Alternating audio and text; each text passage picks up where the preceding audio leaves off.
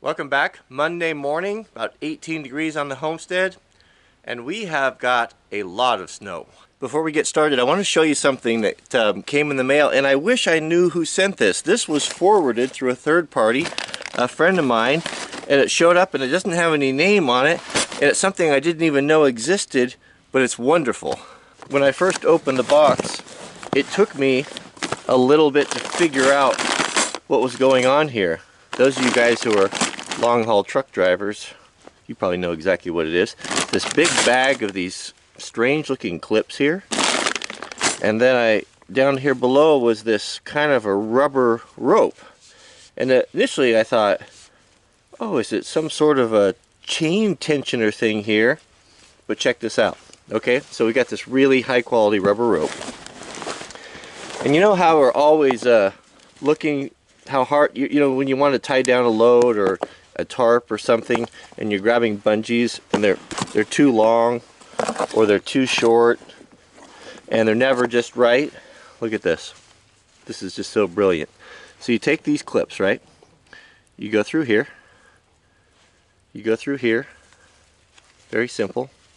A little simpler when your hands are not frozen.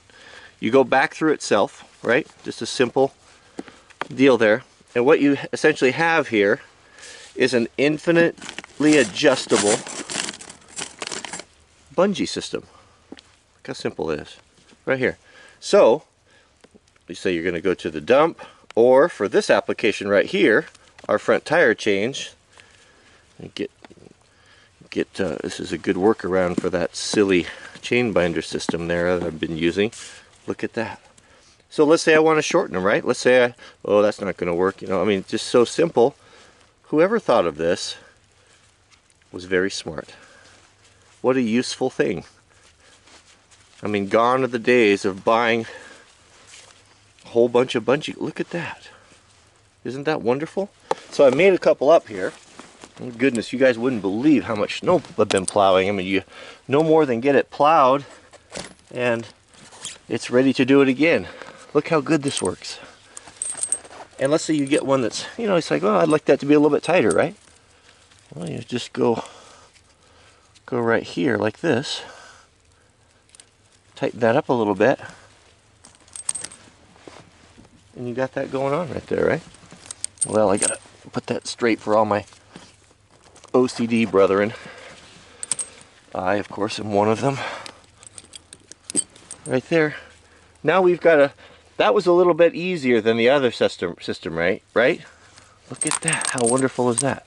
I guess we could even put it on here if we wanted to. I kind of like the jingle jangle there. Let's make another one. This is so much fun. We're going to make another one here. Now we don't have something that's, you know, just only, it could only be used for chain tensioners, you know, when we're done with when the summer comes. What we got there? I made that one a little bit short. We'll see how it works though. We got bungees for all sorts of things. All sorts of things. Got a car up on blocks. You don't want to get wet in the yard. It's very common around here. You can keep your treasures from getting ruined.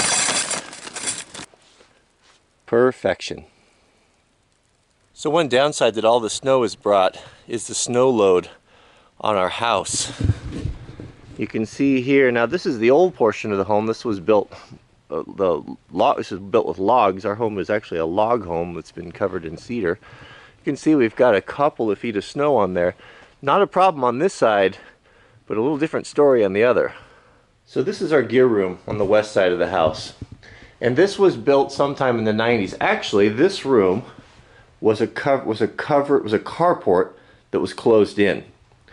And I started to notice here, if you look up, can you see that? The whole ceiling is cracking all of the drywall and bowed right here in the middle of the fence. Don't you love those fans? That is vintage 1993. Hate to lose those. See how that's what's happening? So what happened, the selfie mode here, is whoever built this, whatever rafters that they used, the material, are too small. I don't know what they used. I can't get up there. There's no access to. They use 2x6s, 2x8s, huge span way too far, not designed to handle this load. This is what happens when people build things that they don't know what they're doing. So, two options. Option number one would be to put a beam up there and a couple posts. That's not a very good option.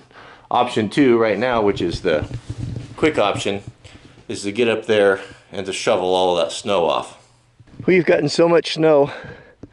This is where we park. You know, I've been keeping clear with the snowplow. This is the mountain that I pushed up at the end of the driveway. But Jack is doing something. Look how deep this is. It's beyond my knees. Jack is, oh. Papa. Help me out, I'm down. You didn't help me out yesterday. I don't want to put my, you. come on, I want to put my hands down. I'll get snow in my gloves. Yeah, I know, I got snow in my gloves yesterday too. Oh. I got snow in my pants. So what are you building over here? A snow fort. Could have done without that. Can we come inside? You may. Wow, that is cool. I've just been chiseling out the roof a little bit. Your mother is in there fretting that you're going to get caved in on. She is. All right, well, be careful. I think that the ceiling's pretty tough though. Why don't you go get a radio and then you can check in with me periodically. Okay. All right, carry on. Carry on first, sir. Hey, go get your sled. We should try to ride this mountain. Well, I have done one thing about that. So over here, I have my shovel holder. It snowed last night, but I have some quite good stairs. This would actually be considered a mountain in the Midwest. It would.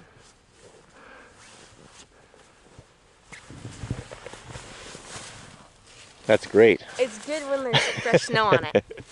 All right, hey, I need you to help me with the roof. Okay. This is the roof to the cold room, and this is what we're going to have to shovel off. And it's not going to be easy. But if I wait too long, if we leave that up there with that 2.5 feet of snow or whatever it is, and then it starts to melt and the rain gets in it, it's going to be 10 times heavier and it would probably collapse the house. So we'll get it off now while it's light and airy. Jack and I were not able to find the ladder because I think it might be buried under snow. So we're going to gain egress via bathroom window. All right, Jackers. I need to put these on. We'll put them on out so when you get out there. Up you go, ready?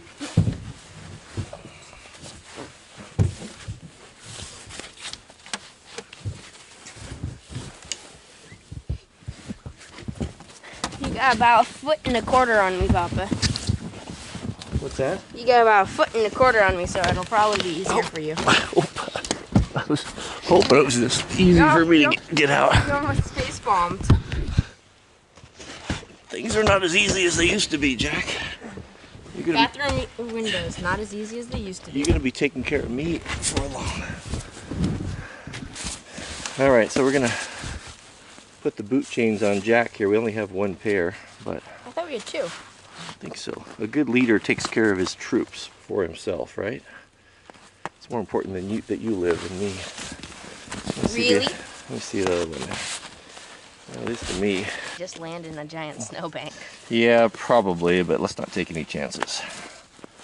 All right, that'll give you, and I want you to stay back from the edge 10 feet or so. I'll get close to the edge. Oh, I always go off on the edge All on right. the other side of the roof. You ready? Uh-huh.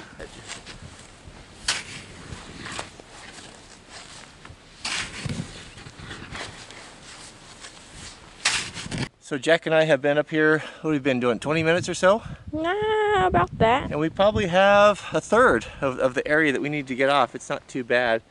So we've tried a couple different methods. What seems to be working the best is kind of the Igloo Method. You know how they cut squares out of snow?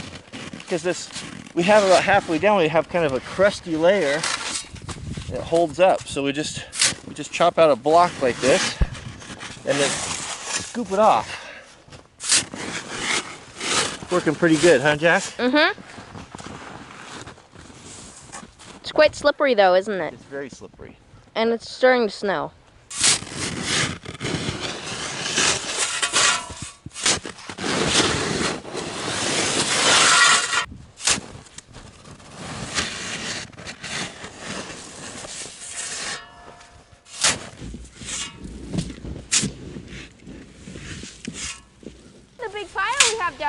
bad. Is it? Yeah, it's massive. So Jack and I have probably been working on this about, I don't know, maybe 40 minutes, 45 minutes. This is a perfect example, Jack, of this applies. I mean, this definitely applies to all of us. There's these jobs around the house that you dread, and you put them off because you just think, oh, it's going to be such a chore, it's going to be this big deal, it's going to take all day. And 9 times out of 10, when you just jump in and do it, you're always surprised on how quickly it gets done. It's the thought of it and what you build up in your mind that makes the job so much worse than the actual doing of it. This wasn't too bad at all, was it? So we had, Mrs. W just reminded us that we have an appointment we have to keep. Oh, goodness.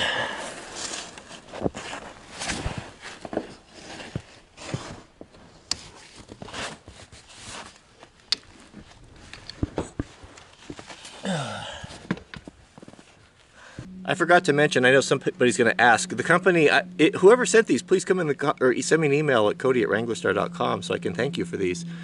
PCC, Pacific Corporate something, looks like a Portland company. I'll put a link to their website down below if you want to order these. Because the roll that I got, it said 150 feet on there.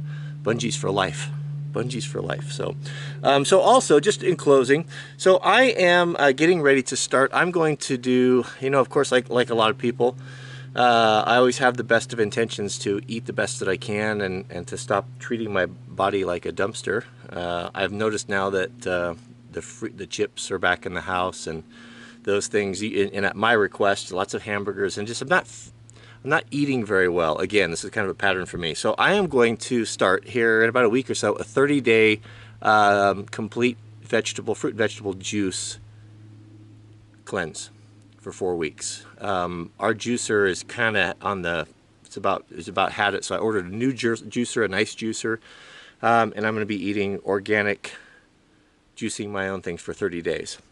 I'm not going to make a, you know, really roll this. I wasn't planning on rolling this into the channel or having it, you know, I'm not to do videos about it, but you know, maybe we can do weekly updates or so. So if you'd like to join me on this, start thinking about it. Get ready. There's a really great documentary we watched a couple years ago called "Sick, Fat, and Nearly Dead."